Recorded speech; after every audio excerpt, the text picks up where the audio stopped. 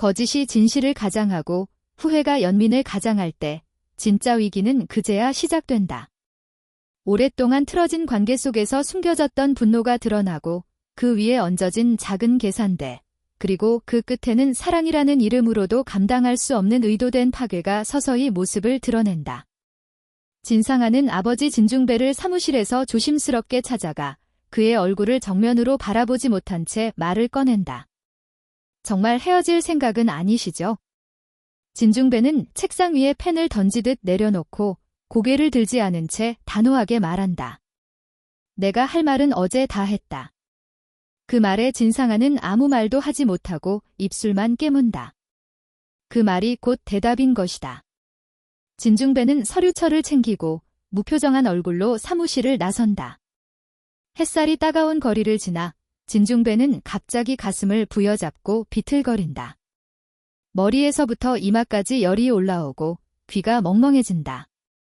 그 순간 맞은편에서 오던 소우가 달려와 진중배를 부축하며 길가 벤치에 앉힌다. 대표님, 괜찮으세요? 소우는 진중배의 팔을 붙잡고 겨우 앉힌다. 진중배는 얼굴이 창백해진 채 숨을 몰아쉰다. 병원 가셔야 하지 않으세요? 괜찮아. 그냥 약을 못 챙겨서 그런 것 같아. 그 후 선우건축 회의실에서 소우는 선주에게 이야기한다. 아까 우연히 대표님을 뵈었는데 혈압이 많이 안 좋으신 것 같았어요. 갑자기 벤치에 앉으시더라고요. 선주는 걱정스러운 얼굴로 답한다. 그래요. 괜찮으시다고 하셨어요? 겉으로는 괜찮다고 하셨지만 얼굴이 조금 심각해 보였어요. 그때 진중배의 휴대폰이 울린다. 발신자는 진상아. 여보세요? 아빠, 지금 엄마가 병원이에요. 갑자기 쓰러져서 응급실로 실려왔어요. 정신은 드셨는데 계속 아빠를 찾으셔서. 진중배는 잠시 말없이 한숨을 쉬며 물어본다. 어느 병원이냐? 병원 응급실에서 심순애는 산소 마스크를 쓰고 힘겹게 숨을 쉰다. 옆에는 진상아가 눈물 젖은 얼굴로 손을 꼭 잡고 있다. 진중배가 병실 문을 열고 들어서자 두 사람 모두 그를 바라본다. 여보. 심순애는 떨리는 눈으로 남편을 바라보며 손을 내민다. 내가 다 잘못했어요. 그때도 지금도 당신을 떠난 적 없었어요. 진상아도 덧붙인다. 아빠, 엄마는요? 엄마는 아빠 없이는 살 수 없어요. 진중배는 말없이 그들 앞에 서 있다. 심장은 요동치지만 얼굴은 무표정하다. 태원은 수속을 밟아 집으로 데려간다. 다시 집으로 돌아온 진중배. 거실에는 조용히 식탁이 차려져 있고 순애는 공국을 데우고 있다. 오늘은 미음 준비했어요. 속에 기름기 정성껏 우렸어요. 진중배는 고개를 끄덕이고 말없이 수저를 든다. 그 사이 그의 눈은 거실 탁자에 놓인 약통을 향한다. 그리고 밤, 모두가 잠든 듯 고요한 새벽, 순애는 부엌으로 조용히 향한다. 냉장고 서랍을 열고 약통을 꺼낸다. 하나 둘, 손에 쥐어진 약들이 쓰레기통에 떨어진다. 이제 좀 당신도 죽어졌으면 좋겠어. 그 순간 문이 열리는 소리가 난다. 뭐 하는 거야? 진중배였다. 순애는 약통을 숨기며 얼어붙는다. 여보, 그게... 진중배는 조용히 다가와 손을 내민다. 순애는 당황하며 뒷걸음친다. 다시 묻지 않겠다. 그 약, 지금 손에 쥐고 있는 거 버리려고 했던 거지? 아니야. 그냥 정리하다가. 내가 멍청한 줄 알아?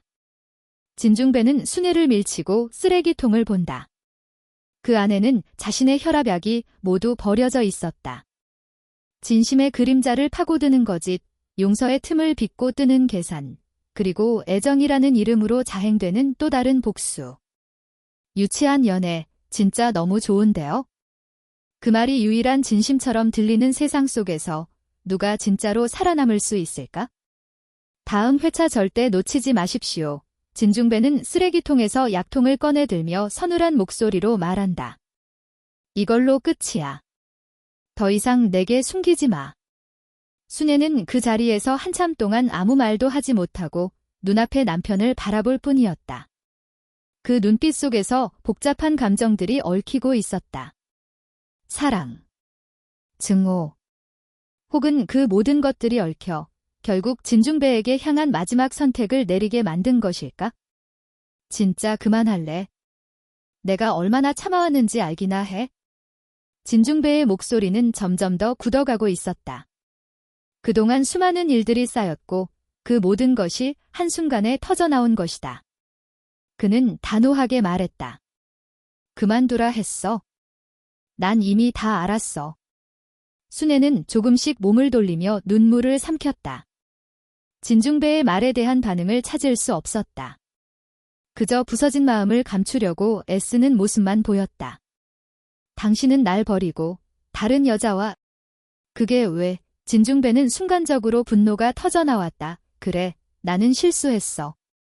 하지만 내가 내게 저지른 일들을 알고 있잖아.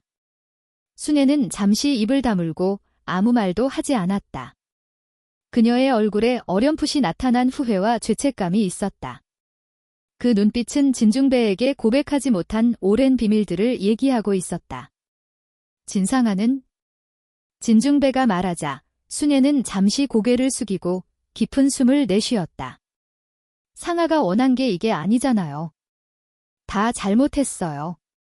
진중배는 그녀를 향해 걸어가며 말했다. 우리가 이렇게 될 줄 알았다면 그때 그 모든 일이 없었어야 했다. 이미 모든 게 끝났어. 그 말에 순애는 오랫동안 남아있는 눈물을 참을 수 없었다. 그녀의 얼굴에선 깊은 후회와 함께 감춰진 아픔들이 나타났다. 하지만 진중배는 그것을 보지 않은 채 무표정하게 그녀를 지나쳐갔다. 그날 밤 진중배는 다시 거실에 앉아 아무 말 없이 창밖을 바라보았다. 그의 눈은 어딘가 멀리 먼 미래를 응시하는 듯 했다. 그에게 다가오는 건 새로운 시작일까? 아니면 끊임없는 고통의 반복일까? 그는 모르겠다고 생각했다. 그저 지나간 시간이 그 어떤 의미를 가질 수 있을지에 대한 답을 찾을 수 없었다. 아침이 되어 진중배는 집을 나섰다. 소우와 선주가 기다리고 있는 회의실로 향하며 속으로 생각했다. 이 모든 건 내가 바꿀 수 없는 일들이다. 그저 남은 삶을 살아가야 할 뿐. 회의가 시작되고 소우와 선주는 그의 눈빛에서 변화된 무언가를 읽을 수 있었다. 하지만 그들 역시 그 이유를 알지 못했다. 진중배는 이제 그 누구도 의지하지 않고 혼자서 그 모든 짐을 떠안은 채 살아가기로 결심한 듯 보였다. 대표님, 건강은 괜찮으신 거죠? 소우가 걱정스러운 목소리로 물었다. 괜찮다. 진중배는 짧게 대답하며 눈빛을 바꿨다.